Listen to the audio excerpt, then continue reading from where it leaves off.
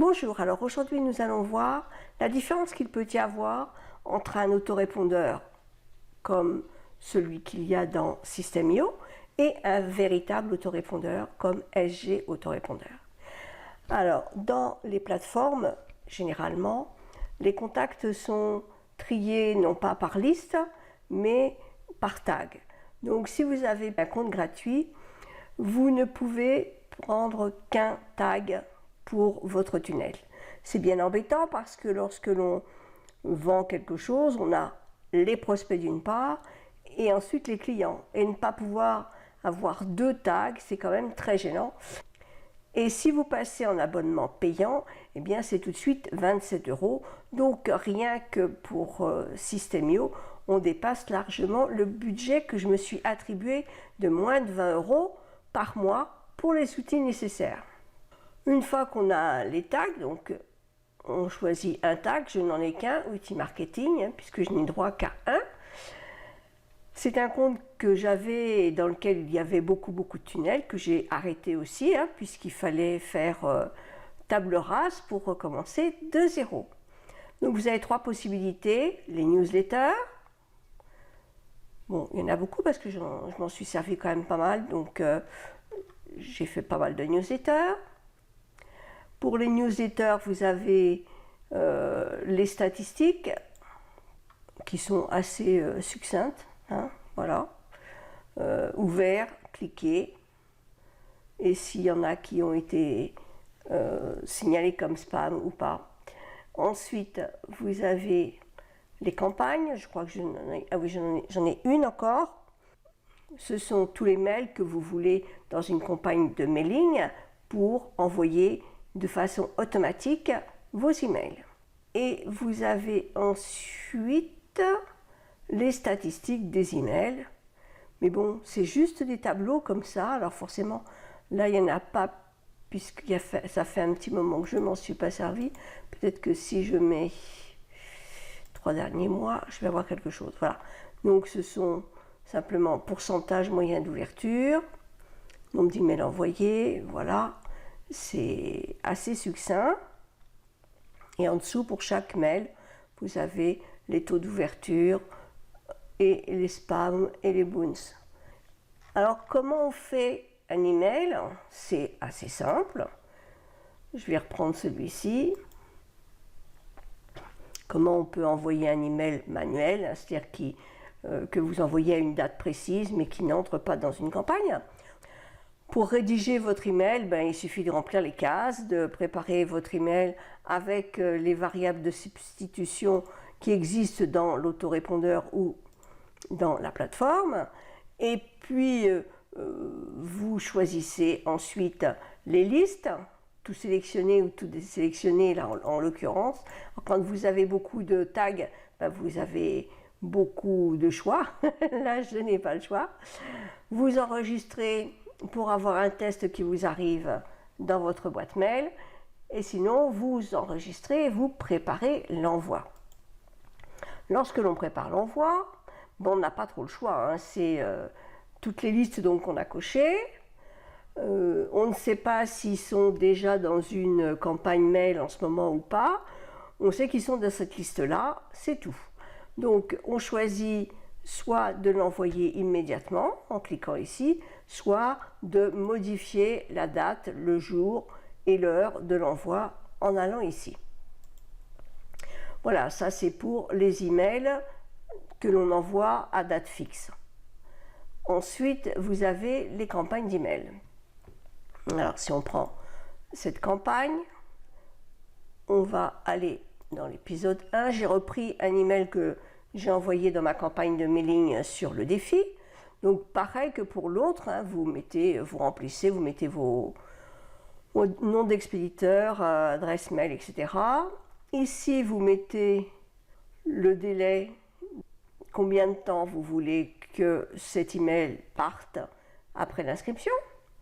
Si vous avez une heure particulière que vous voulez, un jour de semaine, voilà. Et vous pouvez joindre des pièces, des PDF, des images, ce que vous voulez, mais vous êtes quand même très vite limité en quantité. Voilà ce que vous pouvez faire comme envoi d'email avec System.io. Maintenant, voyons sur SG. Alors sur SG, donc vous avez vu que même les envois se font au moment où on fait l'email. Hein. On n'a pas de choix au moment où on fait l'email. Si on fait un email dans une séquence automatique, on est obligé de le reproduire dans les newsletters. On ne peut pas se dire, ben, cette liste-là, je vais l'envoyer immédiatement parce qu'ils n'ont pas encore rejoint l'autre liste et je ne vais envoyer ce message à ceux qui sont dans l'autre liste qui seront inscrits depuis X jours par exemple. Là c'est pas possible hein, de toute façon. On est obligé de refaire l'email pour l'inclure dans la campagne ou pour l'envoyer à une autre liste.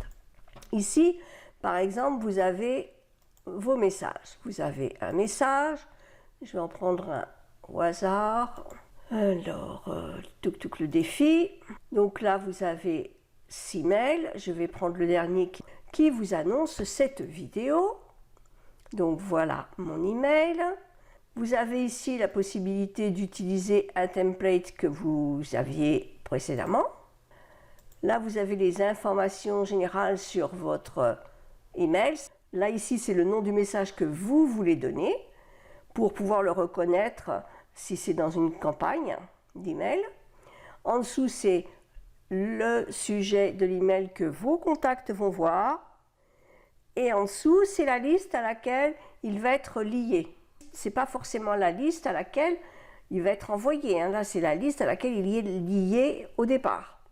Donc là, vous faites votre email, vous l'écrivez, machin, tout. Ici, vous n'avez pas, comme sur System.io, la possibilité de joindre une pièce, mais il suffit de mettre vos pièces à partager sur Google Drive et de mettre le lien. Voilà, et la personne va pouvoir télécharger la pièce que vous vouliez qu'elle ait très facilement. Alors ici, vous avez la possibilité de changer le template. Hein, il n'y a aucun souci. Ici, vous avez des grilles pour pouvoir avoir 1, 2 colonnes, 3 colonnes, 4 colonnes. Ici, vous avez des grilles qui sont mixtes. Et puis, en dessous, vous avez les choses que vous pouvez rajouter. Un bouton, une citation, une image, une liste à puces, une liste ordonnée, les séparateurs, les textes, les titres, etc. Les vidéos YouTube. C'est assez complet, on n'a pas ça sur System.io. Ensuite, vous avez enregistré, donc on enregistre. Alors ici, dans la petite fenêtre, vous avez le choix entre tester le mail que vous venez de faire, voir le rendu dans votre boîte mail perso, ou même l'envoyer à quelqu'un pour le test. Regarde, je vais le faire. On vous donne votre adresse, vous pouvez mettre un destinataire supplémentaire et ici on vous demande de mettre le prénom pour pouvoir remplir cette fonction pp prénom pp par le prénom de la personne qui va recevoir ce message. Donc on revient citer le message encore pour regarder ce qu'on peut faire d'autre. On enregistre. Vous pouvez donc programmer un envoi manuel ou programmer un envoi automatique. Je vais faire une programmation d'un envoi manuel. C'est pareil, hein, de toute façon, si vous voulez le faire en automatique, c'est la même chose. Hein. Vous avez la liste sur laquelle le message a été créé. Là, vous allez pouvoir choisir la date et l'heure de votre envoi. Là, par exemple, on va mettre 19h, comme ça, j'aurai le temps de le supprimer. Ou alors de le faire partir ici dès que possible. Si vous cliquez là, dès que vous l'aurez enregistré, il partira. Alors, si vous cochez cette case, surtout, faites bien attention de vous envoyer d'abord le message pour voir ce que cela donne avant de cliquer sur dès que possible, parce que des fois on a des surprises. Ensuite, les paramètres d'envoi. Il demande si on veut savoir qui a cliqué sur les liens. Ce qui est intéressant, c'est qu'on peut aussi, après, faire une segmentation en fonction des gens qui ont cliqué et des gens qui n'ont pas cliqué sur le message pour renvoyer ce message, sauf aux personnes qui ont cliqué. Là, ici, vous pouvez exclure les contacts qui sont dans une séquence. Vous pouvez recevoir les réponses par email si c'est un envoi par SMS, parce qu'il y a la possibilité d'envoyer les messages par SMS.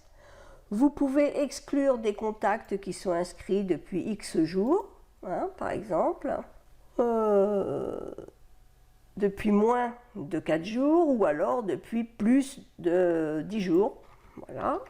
Vous excluez donc toutes ces personnes et c'est bien de le faire au moment de l'envoi parce que c'est plus facile. Après, on peut ajouter ou pas une liste de personnes, une autre liste.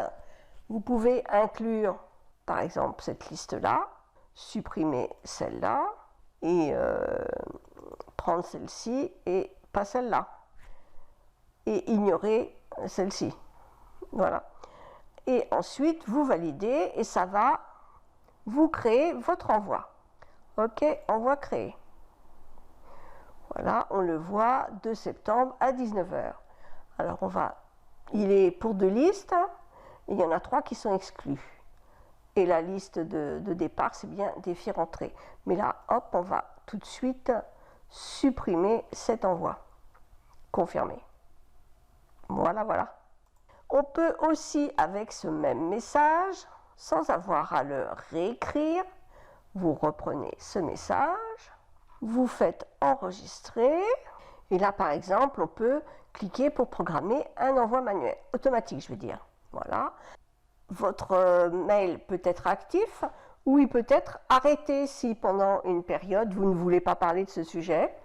Vous pouvez activer le mail entre je sais pas, 1 mois parce que vous voulez parler de ça pendant 1 mois mais après vous voulez le retirer. Mais vous ne le mettez pas à la poubelle parce que vous pouvez en avoir besoin. Donc ça c'est très pratique, ou vous pouvez le stopper dès que vous n'en avez plus besoin. Mais il ne sera pas enlevé de votre base mail, du coup vous pourrez vous en servir une autre fois. La liste à laquelle il va être envoyé, alors il y a celle-ci, ça c'est la liste d'origine, l'échéance de l'envoi, donc en fonction de la date à laquelle vous voulez l'envoyer par rapport à l'inscription, ben là vous marquez par exemple 10 jours, mais vous pouvez mettre des semaines, des mois ou même des années.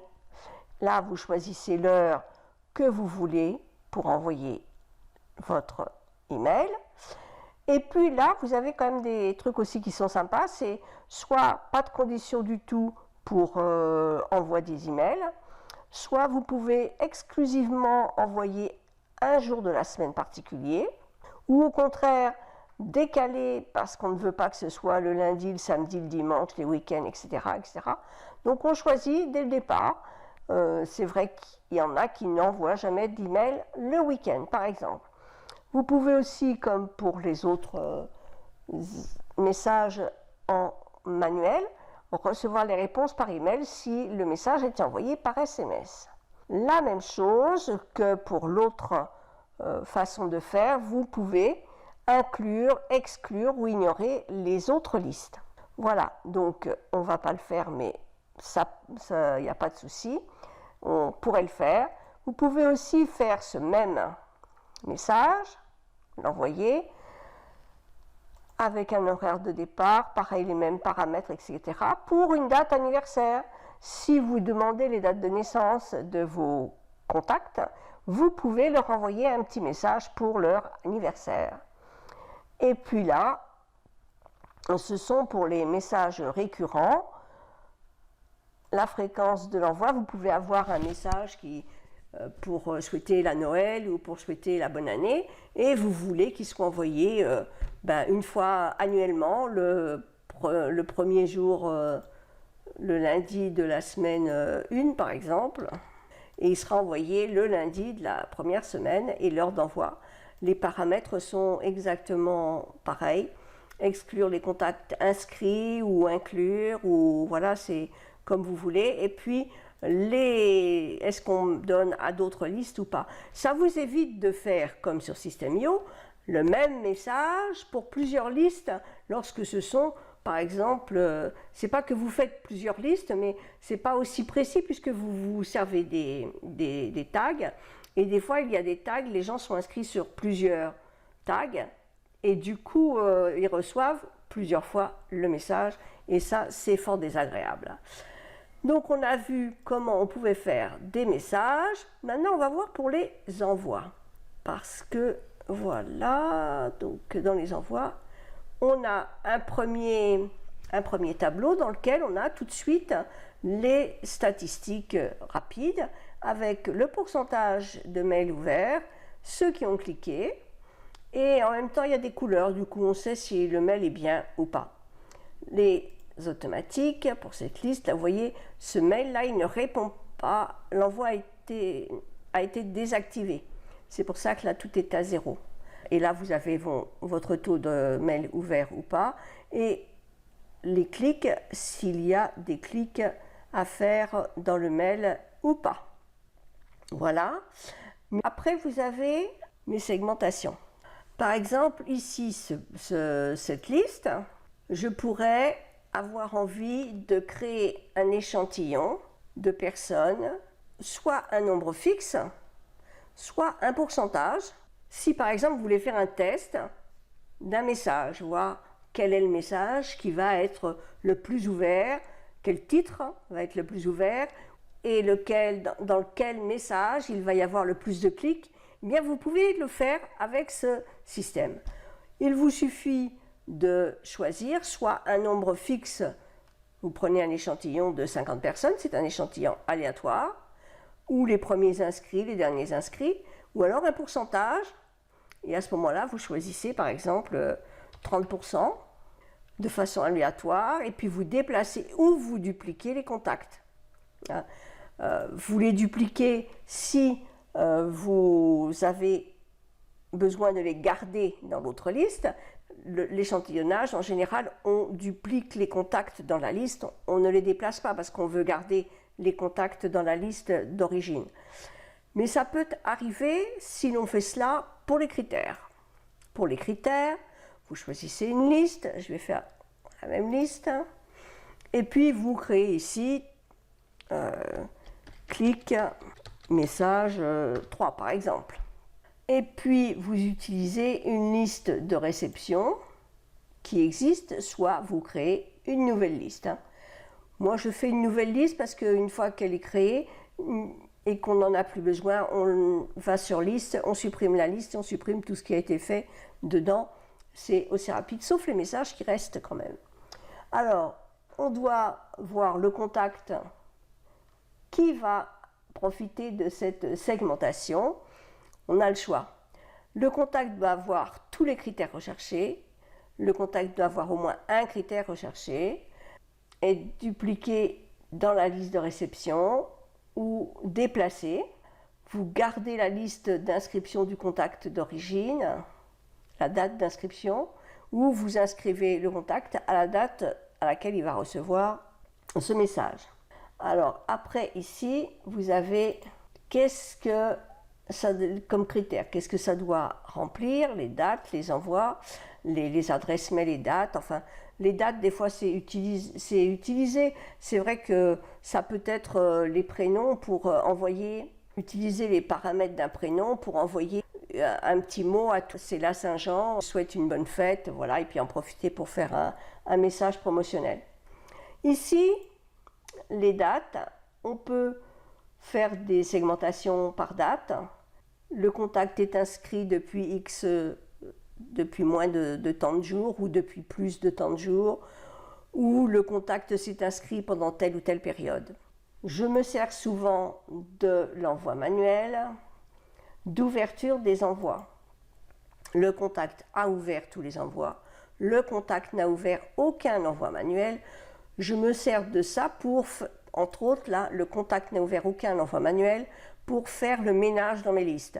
Il est inutile d'avoir des listes surchargées qui vont vous compter des envois pour rien si la personne n'ouvre pas vos emails depuis déjà plusieurs mois. C'est complètement inutile de les garder dans vos listes.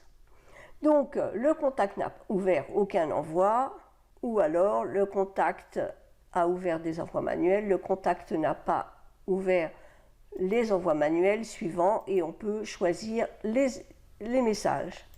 Moi je fais souvent, contact n'a ouvert aucun envoi manuel, ou alors, et des fois les deux, on veut mettre dans une liste à part tous ceux qui ont cliqué.